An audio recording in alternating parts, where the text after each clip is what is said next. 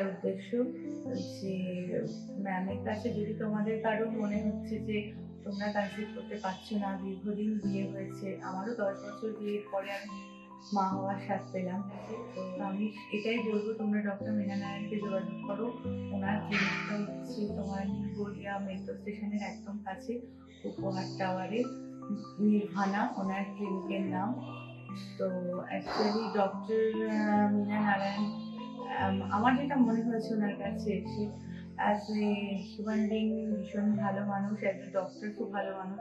আর দেখো এটা তো কথাতেই আছে না যে ডক্টরের কাছে আসলে তার বিহেভিয়ারটায় মানুষ অনেকটাই সুস্থ হয়ে ওঠে, মানে যেটা বলে যে এটা বলা হয় যে হোমিওপ্যাথি অ্যালোপ্যাথি যে সিম্প্যাথি বড় ডক্টর ঋষিরাই বলতেন, সেই জায়গা থেকে আমরা ম্যাডামের কাছ থেকে স্নেহ সহানুভূতি ভালোবাসা পেয়েছি। সেই জায়গাটাকে বলবো সবাইকে অনুরোধ করবো যাদের এই প্রবলেমে মানে দীর্ঘদিন ধরে ভুগছেন তাদের আমি রিকোয়েস্ট করবো তারা একবার আসুন, কথা বলুন, কনসালটেশন নেই। সবকিছু সাফল্য সবাই দ্বারা হয় না, কিন্তু আসতে তো কোনো বাধা নেই।